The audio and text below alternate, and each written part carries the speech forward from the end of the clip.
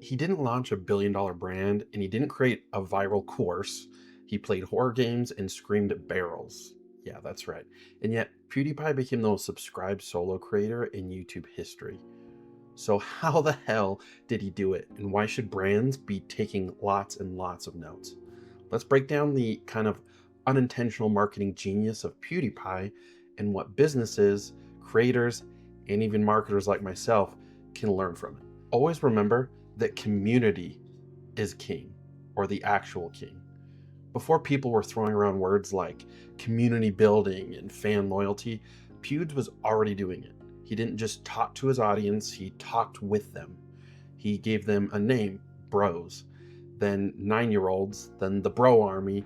He made them feel like they were part of something a lot bigger than just simply sitting down and watching a content creator. He created rituals, the bro fist, the intro and outro, the callbacks to old memes. That's branding. Every company dreams of that kind of customer attachment. And you don't need a logo when people associate your face and phrases with belonging. For brands, the takeaway is very simple.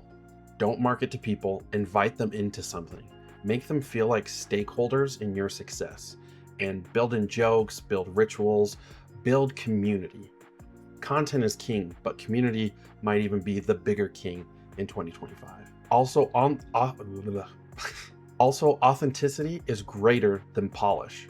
My videos are a great example of that. And here's the kicker. PewDiePie never had Hollywood polish. No $10,000 cameras, no agency-run social media. It was just a guy in a room with a webcam yelling at games. Even I film these videos with my webcam. It's nicer than a normal one, but it's still a webcam. And that realness, that was the marketing advantage. In a world full of corporate gloss, people crave something real. That's why UGC works. That's why TikTok blew up. That's why people still watched Pewds over Netflix. So brands take note. Perfection is boring. You don't need every video to be a cinematic ad. Show your human side, show the behind the scenes, show mistakes. People relate to humans, not brands pretending to be perfect or pretending to be human. Also, evolve without losing identity. You ever see a brand jump on every new trend and completely lose its vibe? That's what Pewds didn't do. He evolved, but the core stayed the same. Started with horror let's plays, pivoted to reaction content, then meme reviews, then Minecraft revival, then vlogs in Japan. But no matter what the content, it was always him. It was always the same tone, same humor, same inside jokes. Your brand can evolve. You should evolve. But if people don't recognize you anymore, you've lost the game. Consistent voice and values, that's how you grow without alienating your core. Think of it like Starbucks changing their drinks menu every season, but never losing the vibe of what walking into a Starbucks feels like. The Apple Store is another great example. The products at the end of the day sometimes don't matter. People just want that friendly, nice service they can depend on, and that weird smell that I still have not been able to pin down to this day. And also use controversy carefully. PewDiePie has a long history of controversy both benefiting him and hurting his brand image and channel. And we gotta go there because PewDiePie had controversy, lots of it.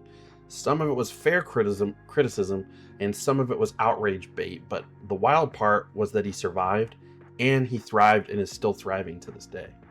But why? Because his brand was never built on fake perfection. He didn't pretend to be a saint. So when he messed up, he took it head on, apologized when needed, clapped back when warranted, and just moved on. Most brands, they either hide, spin, or overreact. PewDiePie showed that if you've built trust with your audience and you're transparent, people will give you grace. Not everyone, but most will. Now, I'm not saying go start drama, but don't be afraid to take a stand. Don't be afraid to show imperfection. Today's consumers don't expect brands to be flawless. They expect them to be real. And they expect people that when they make mistakes or maybe had some flawed logic in a video or at a different time in their lives, that they stand up to it, correct it, and again, take it head on, and don't come up with excuses or clickbait distractions. And also, virality without forcing it. Remember the subscribe to PewDiePie campaign? That thing went global. I mean, celebrities even joined in. People painted murals. It wasn't even his idea, it was the community effort. That's the power of bottom-up virality. PewDiePie didn't force it. He didn't buy views. He didn't game the algorithm. His fans wanted to spread the word. The best marketing is when other people do it for you. That only happens when you've built real connection and community first.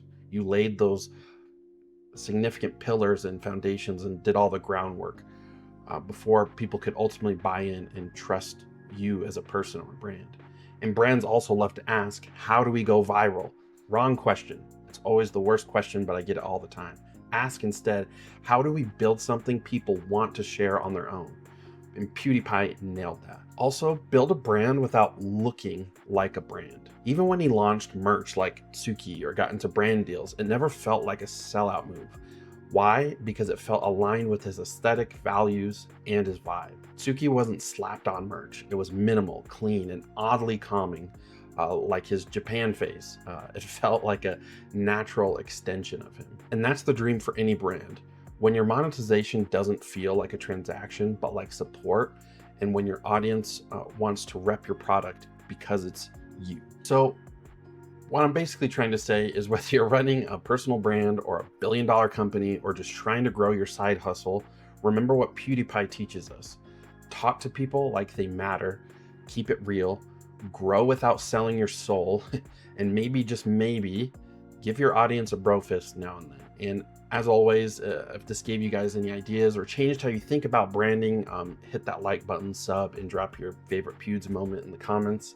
And I'll definitely catch you in the next one. Peace, easy.